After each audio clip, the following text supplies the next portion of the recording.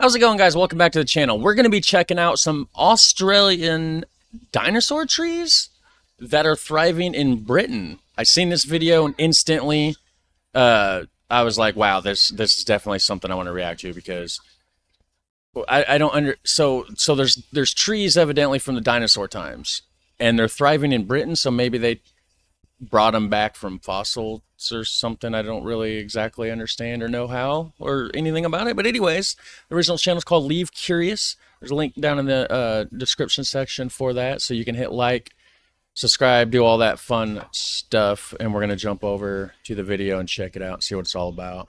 Behind me are wallemi pines. These are trees which lived with the dinosaurs some 200 million years ago. They are some of the world's oldest and rarest living trees. And they look very, very much different than a pine tree today. They're skinny, right? The pine trees nowadays, the top's skinny, and then it gets fatter and wider as it goes down towards the bottom. But those ones are very strange looking. It was discovered by chance back in 1994. Before then, we thought this tree had been extinct for some 90 million years. This tree is a living fossil, which means that it has remained essentially unchanged since earlier times, and all of its close relatives are now extinct. But what made this discovery even more immense was that there were so few of these trees, less than 150 found in a very narrow range. And today, so they thought they were extinct for 90 million years. And then they just randomly found a few of them growing somewhere. That's crazy. It makes you wonder, like, what is still left out on the earth that we haven't discovered? Because there's so many places that, you know, like humans haven't even went to, right? Like, there's just random spots that, like, nobody's just wandered into, you know, because they find stuff all the time. And it's just crazy to think about. today, Australia's dinosaur tree is critically endangered. It's facing some serious threats, but there are some brilliant restoration and conservation efforts to ensure that this tree has a future. And I'm here on the other side of the world in England at the Marks Hall estate, where there is a mini forest of these prehistoric trees emerging. But more on that in just a minute, because let's go back and take a look at how this tree was discovered. Avid bushwalker David Noble, completely by chance in September of 1994, happened upon a very small patch of these ancient looking trees in a remote rainforest gorge of the Wallemi National Park. The location of these pines was so remote that he had to abseil in, and knowing that he found something potentially really remarkable, he took a sample of it. And he showed this to Australia's expert botanists and scientists, and they were pretty puzzled because this fern-like looking branch had in fact come from a tree. Because you see, the only time that we'd ever seen anything remotely like this was in 90 million year old fossils in Jurassic rocks. They thought that trees like this had long been extinct, and at the time they gave it the working name, the wallemi pine. Or is it the wallemi pine? I might be saying it wrong. And that was named after the national park, and this name had stuck. But they later gave it the scientific name Wallemi nobilis, and that was after David Noble, the man who discovered it. I like dinosaur tree better. Sounds so cool. The tree matures, they get this really distinctive, like, bubbling bark. It looks like bubbling chocolate, a lot like the popular breakfast cereal Cocoa Pops. And then you've got its branches, which are equally pretty unique. They form these like long single branches which come off the stem. They don't branch out into new branches. They just get a little bit longer with each growing season.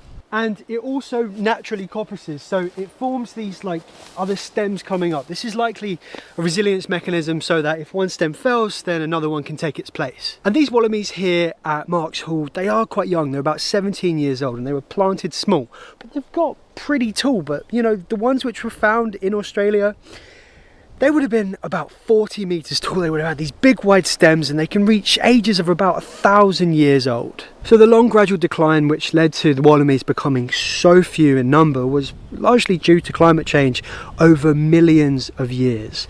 Australia's climate shifted from a more tropical wet climate to a much more arid climate, and the trees' preferred habitat, which are these wet gorges, they just became a lot fewer. And when you're talking millions of years, you know, natural disasters such as bushfires and floods and pests and diseases also would have played a role in this tree's decline. And that one spot in the Wallemi National Park, that really is the only place where we know that these trees live natively in the wild.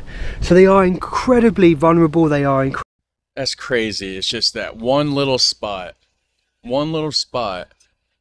in a national park even, that nobody even knew about the trees, and then just random guy just stumbled into that area. It's just mind-blowing. Incredibly sensitive to changes in climate, to forest fires and pests and diseases. And it's actually incredibly easy for humans to move around pathogens. Just one little tiny particle of infected soil moved from one area into another can introduce a pathogen like Phytophthora, which is a root decaying fungus. And we've actually observed this in the wallemi pines in recent years. So it's got in there somehow. Whether if it's come from us, we're not sure, but it is pretty likely. Now the wallamies in their original area, it is a really inaccessible area. So thankfully people aren't going in there and seeing them all the time. But a tree which... Well, of course it's inaccessible. You thought it was extinct for 90 million years. Is as fragile as these trees in their native range. They need to be treated as such. So their location is kept a secret, and scientists that do know where they are, they only go and see them when they really have to. And the climate change, which is a phrase which usually means doom and gloom. It's not a nice thing, and for the wallamies this is true. They are incredibly susceptible to forest fires. And the one we had about 4 years ago, one of Australia's worst ever recorded, most intense and catastrophic bushfires, this very nearly got to the wallamies. And in order to defend the trees, an irrigation system was set up in the gorge to keep the area wet. Massive air tankers dropped fire retardant, and as the fire got closer, helicopters dropped water from massive buckets. These efforts to protect the trees were unprecedented, and they were successful.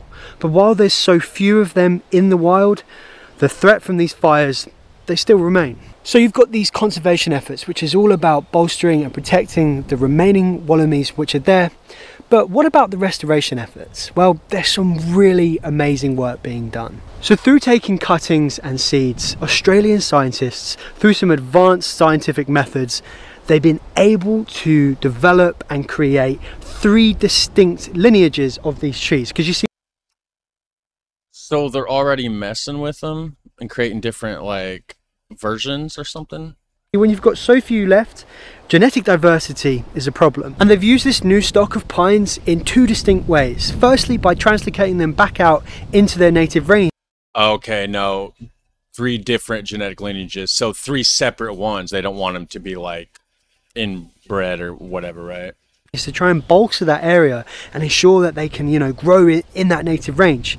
But also they've been used as part of creating a meta collection all over the world in places just like here at the Marks Hall Estate in England.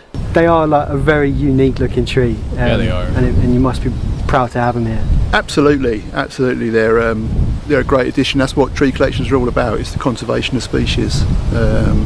You know, I read somewhere the other day that there could be only about 50 mature individuals left in the wild.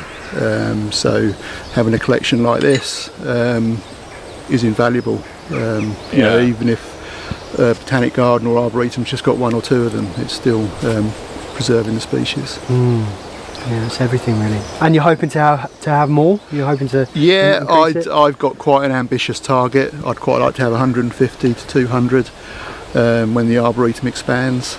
Then, you know, it'd be great to walk through a wallemi forest in the future. It's kind of what we do well here, is plant a single species en masse to give someone, you know, that kind of feeling of walking through an environment they wouldn't necessarily be able to walk through. And the other really cool thing... Very cool. I like that. Is that you can own one of these trees. You can keep it in your garden, or you can even grow it in a pot indoors. You can not only have yourself a little piece of prehistoric history, but you can also help safeguard this species. And if you've enjoyed watching this video, then please consider becoming a Leaf Curious member over on Patreon. How do you... Where you'll not only be able to support the channel, but you'll also be able to dive deeper into the world of Leaf Curious, see more about the projects, see the places that we visit, and also be able to engage and influence and have your say in where the project goes.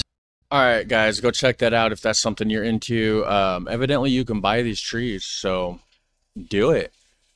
If that's your thing, right? Very interesting. Wonder if I can get one. That'd be kind of cool to add to my garden out here. But anyways, Australia's dinosaur trees. Hey, very cool. You guys have a super fun, awesome day, and I will see you in the next one. Take care. Bye.